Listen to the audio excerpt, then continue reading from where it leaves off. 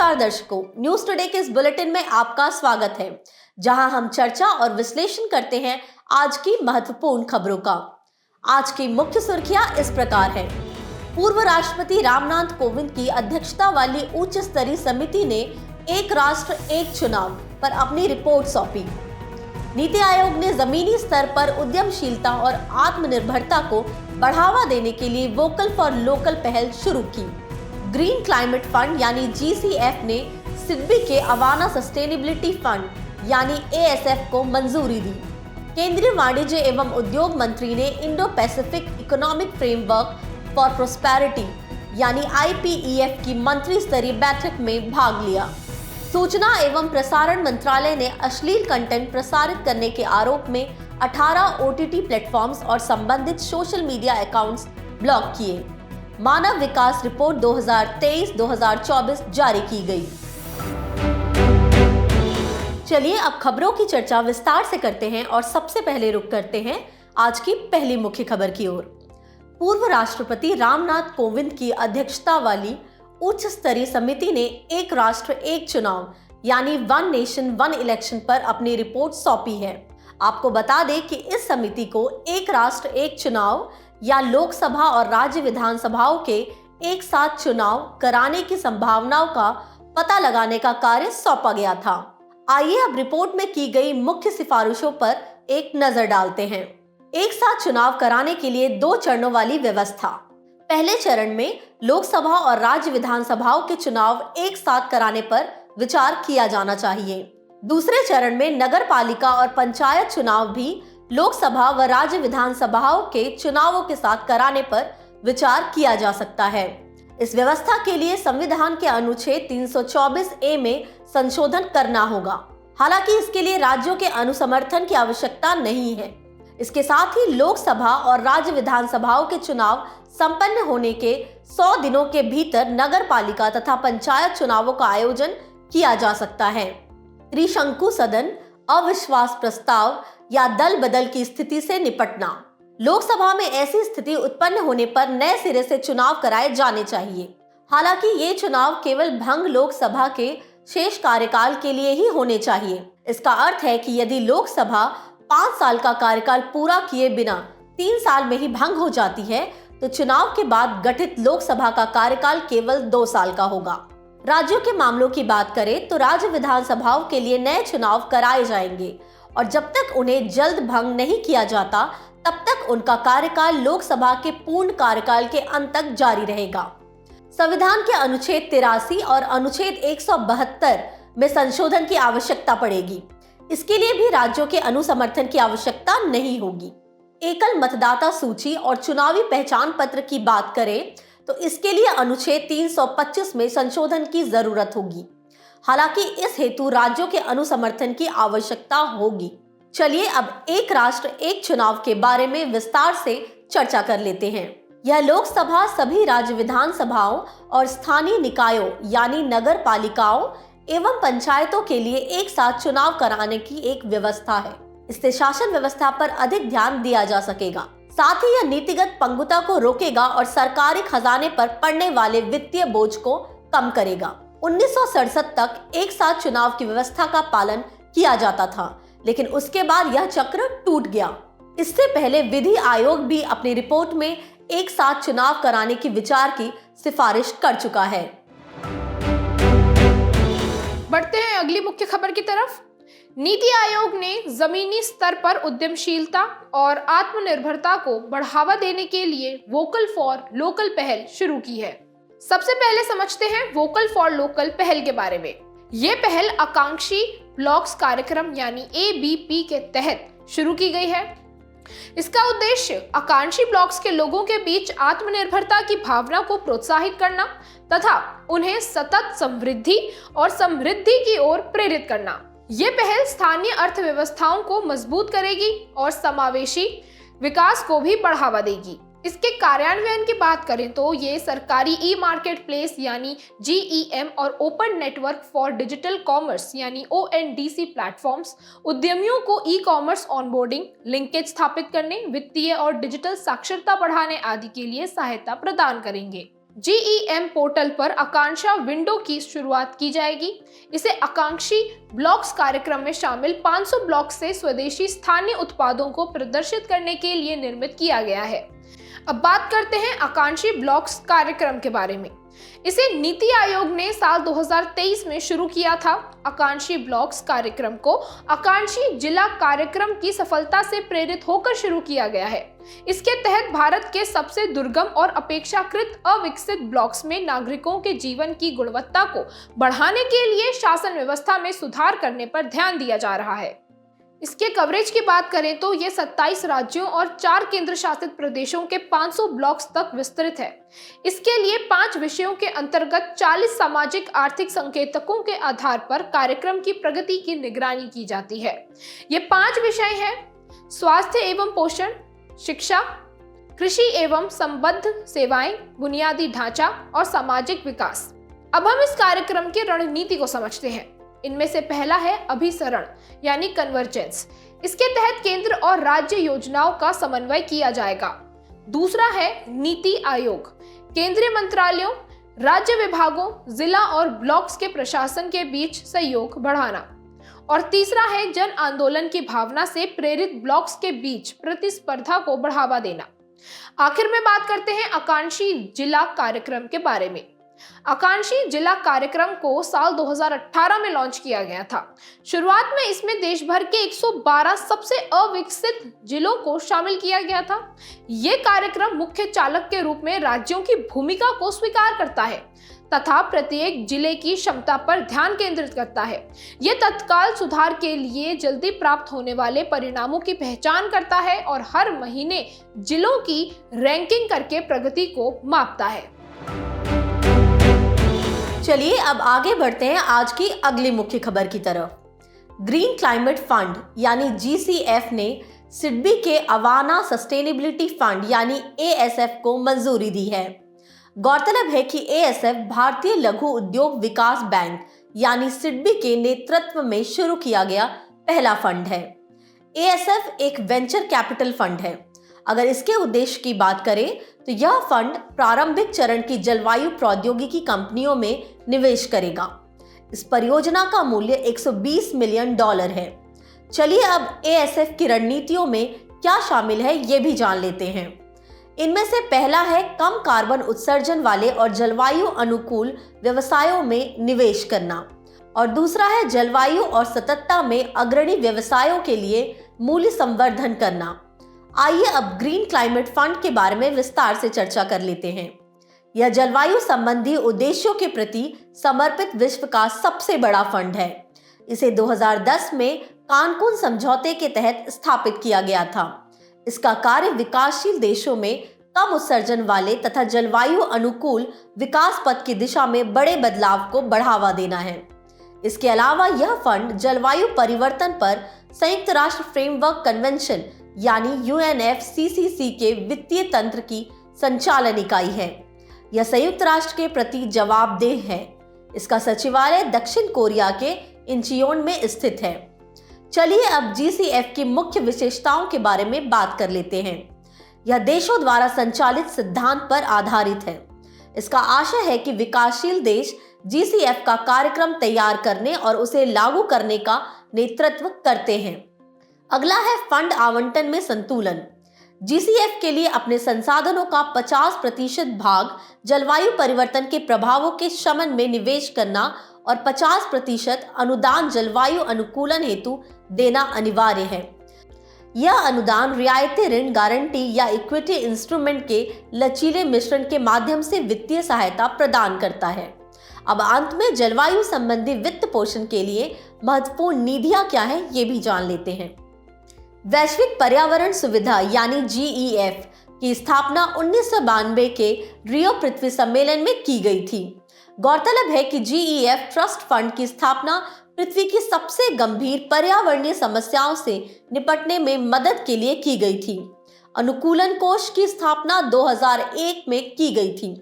इसका उद्देश्य Kyoto protocol के पक्षकार विकासशील देशों की ठोस अनुकूलन परियोजनाओं और कार्यक्रमों को वित्त पोषित करना है। जलवायु निवेश कोष CIFs को 2008 में स्थापित किया गया था। यह एक बहुपक्षीय जलवायु कोष है। बढ़ते हैं चौथी मुख्य खबर की तरफ।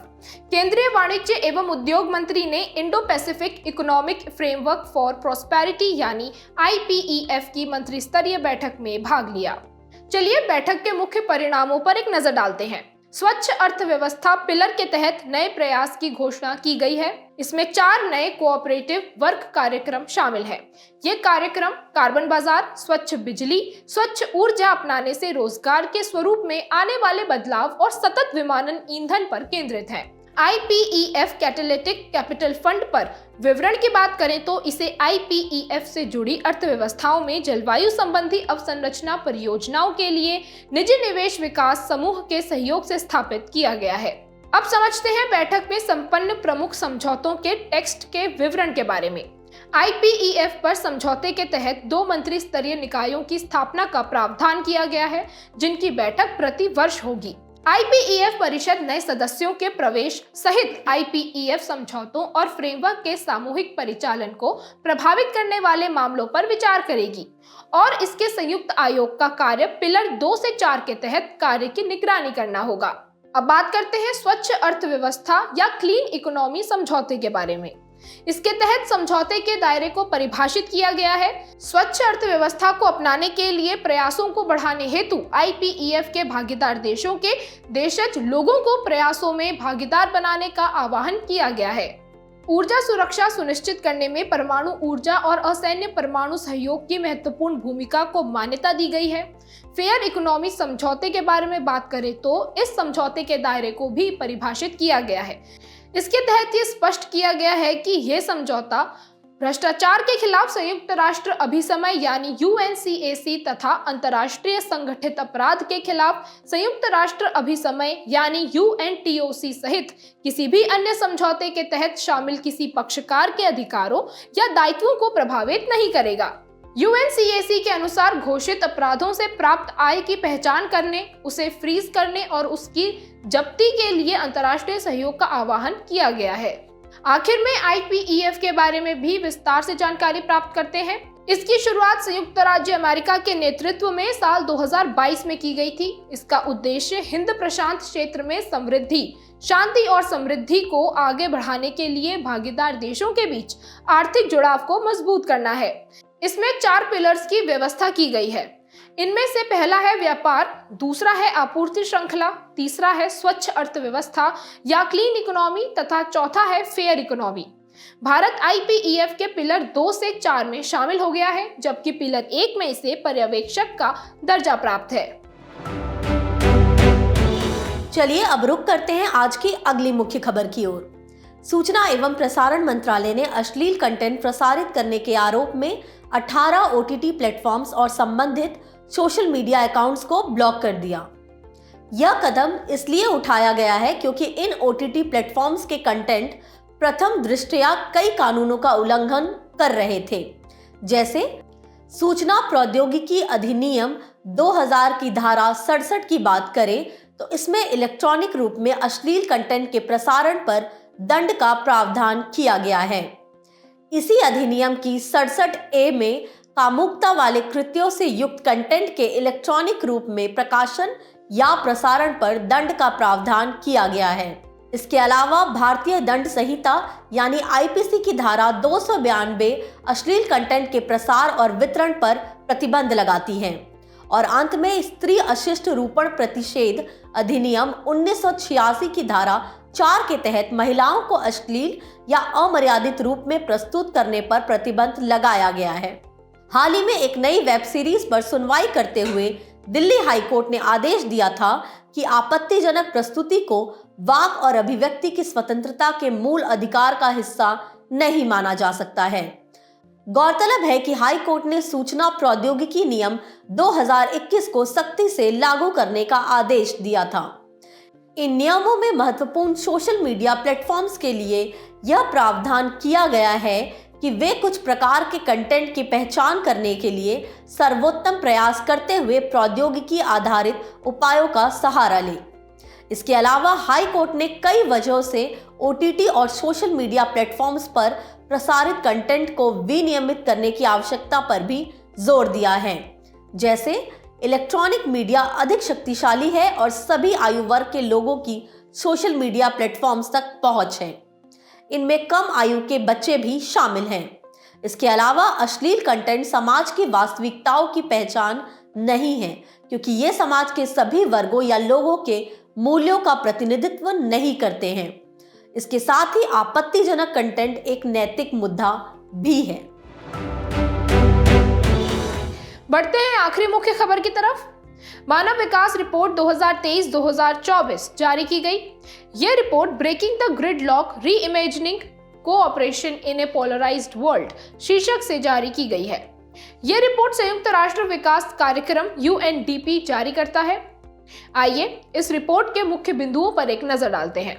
मानव विकास सूचकांक यानी HDI कोविड-19 महामारी के कारण साल 2020 और साल 2021 के दौरान HDI में भारी गिरावट दर्ज की गई थी। हालांकि साल 2023 का HDI एक नई ऊंचाई पर है। कोविड महामारी के बाद संपन्न देश मजबूत रिकवरी के संकेत दर्शा रहे हैं, जबकि सबसे गरीब देश संघर्ष कर रहे हैं। रिपोर्ट का अगला मुख्य बिंदु है पारस्परिक निर्भरता का कुप्रबंधन। देशों के बीच पारस्परिक निर्भरता के उचित प्रबंधन में विफलता के कारण मानव कल्याण की लागत में वृद्धि हुई है। इस कुप्रबंधित पारस्परिक निर्भरता के कारण संघर्ष, उत्पीड़न या मानवाधिकार उल्लंघन जैसे मुद्दे बढ़ रहे हैं। लोकतंत्र में विरोधाभास की प्रवृत्ति में वृद्धि।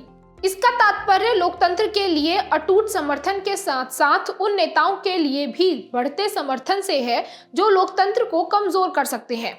रिपोर्ट में की गई मुख्य सिफारिशें कौन सी हैं, इस बारे में भी जानकारी प्राप्त करते हैं। शासन व्यवस्था के नए दृष्टिकोण के माध्यम से राजनीतिक ध्रुवीकरण को हतोत्साहित किया जाना चाहिए। इस दृष्टिकोण में विचार विमर्श की प्रक्रिया में लोगों के मत को शामिल करने और गलत सूचनाओं से निपटने पर ध्यान केंद्रित करना सम्मिलित होना चाहिए। समान मानव विकास के लिए नई प्रौद्योगिकियों के उपयोग में अधिक समानता लाने हेतु डिजिटल ग्लोबल पब्लिक गुड्स को बढ़ावा भी देना चाहिए। पब्लिक गुड्स वे हैं जो बिना किसी को वंचित किए सभी लोगों के लिए उपलब्ध हैं। कोई भी व्यक्ति दूसरों को मिलने वाले लाभ को कम किए बिना इनका बार बार लाभ उठा सकता है। इसका आशय है कि इसमें प्रतिद्वंद्विता नहीं है। अंतर्राष्ट्रीय सहयोग के साथ नई वित्तीय प्रणाली की आवश्यकता भी है। ये प्रणाली कम आय वाले देशों को मानवीय सहायता और पारंपरिक विकास सहायता के लिए पूरक का काम करेगी। HDI साल 2023-24 में देशों के प्रदर्शन के बारे में जानकारी प्राप्त करते हैं। साल 2022 में 193 देशों में भारत को 134वां स्थान प्राप्त था। इसका HDI मान बढ़कर 0.644 हो गया है। ज्ञातव्य है कि HDI 2023-24 की रैंकिंग 2022 के प्रदर्शन पर आधारित है। भारत ने अन्य कुछ HDI संकेतकों में बेहतर प्रदर्शन भी किया है, जैसे जीवन प्रत्याशा, शिक्षा और प्रति व्यक्ति सकल राष्ट्रीय आय। इसे मध्यम मानव विकास श्रेणी में भी रखा गया है। स्विट्जरलैंड को प्रथम स्थान प्राप्त हुआ है। इसके बाद नॉर्वे और आइसलैंड का स्थान है। चलिए बढ़ते हैं सुर्खियों में रहे स्थल की तरफ। हमारा आज का स्थल है बेलारूस। इस देश की राजधानी है मिन्स्क। बेलारूस के विदेश मंत्री ने भारत की आधिकारिक यात्रा की। चलिए अब इस देश की भौगोलिक अवस्थिति को समझते हैं। ये पूर्वी यूरोप का एक भू आबाद देश है। इसके उत्तर पश्चिम में लिथुआनिया और लाटविया, उत्तर एवं पूर्व में रूस, दक्षिण में यूक्रेन तथा पश्चिम में पोलैंड जैसे देश अवस्थित हैं। इस देश की भौगोलिक विशेषताओं की बात करें तो इस देश के अधिकांश भाग में समतल तराई क्षेत्र मौजूद है। इन क्षेत्रों को बहुत कम ऊंचाई वाली छोटी छोटी पहाड़ियां और ऊंचे धरातल अलग करते हैं। यहाँ की स्थलाकृतियों का निर्माण प्लेस्टोसिन युग के दौरान हिमाच्छादन से हुआ है। यहाँ की प्रमुख नदियां प्रिपेट, नीपर और नेमन है और यहाँ का उच्चतम बिंदु ज़्यारझिंस्काया हिल है। बुलेटिन के आखिर में अब रुक करते हैं आज की संक्षिप्त सुर्खियों की तरफ। भारत और एशियाई विकास बैंक यानी ADB ने फिनटेक के लिए $23 मिलियन के ऋण समझौते पर हस्ताक्षर किए हैं। इसका उद्देश्य गिफ्ट सिटी प्रोजेक्ट के तहत फिनटेक संस्थान के विकास के जरिए अनुसंधान और नवाचार को बढ़ावा देना है। ज्ञातव्य है कि गुजरात में स्थित गिफ्ट सिटी भारत का अंतर्राष्ट्रीय वित्तीय सेवा केंद्र यानी IFSC है। एर्नाकुलम जिले केरल में लाइम डिजीज का एक मामला सामने आया है। Defence innovation accelerator for the north Atlantic यानी डियाना पहल बोर्ड ने फिनलैंड में एक एक्सेलरेटर और 2 परीक्षण केंद्र स्थापित करने के प्रस्ताव को मंजूरी दी है। हाल ही में सशस्त्र बलों में सेवा के लिए अग्निपथ योजना के तहत भर्ती किए गए अग्निवीरों के तीसरे बैच की पासिंग आउट परेड आयोजित की गई। सूचना और प्रसारण मंत्रालय ने Prasar Bharati shared video visual for broadcast and dissemination PB Shabd पहल शुरू की है। भारतीय भूवैज्ञानिक सर्वेक्षण यानी जीएसआई ने जियो हेरिटेज स्थल पांडवुला गुट्टालू के संरक्षण पर बल दिया है। यह तेलंगाना के जयशंकर भूपालपल्ली जिले में स्थित है। चीन ने टोंकिन की खाड़ी में बेस लाइन रेखांकित की है। चीनी भाषा में टोंकिन की खाड़ी को बेइबू खाड़ी कहा जाता है। डेरियन गैप अवैध आप्रवासन के लिए दुनिया के सबसे खतरनाक और सबसे तेजी से सीमा पार करने वाले मार्ग के रूप में उभरा है।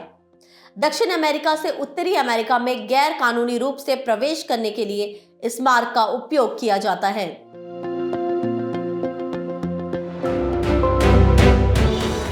जाने से पहले आपकी समझ की परीक्षा के लिए डालते हैं एक नजर हमारे स्पेशल सेगमेंट प्रश्नोत्तरी पर।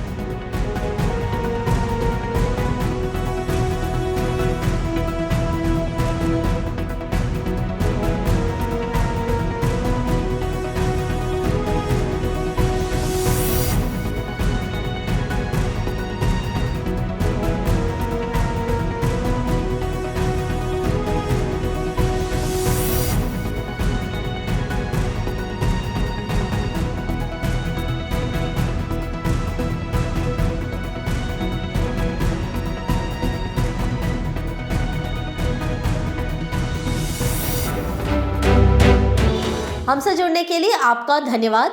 उम्मीद है न्यूज़ टुडे का यह बुलेटिन आपको पसंद आया होगा। न्यूज़ टुडे की पीडीएफ को डाउनलोड करने के लिए और आज के क्विज के उत्तर के लिए डिस्क्रिप्शन में दिए गए लिंक पर क्लिक कीजिए।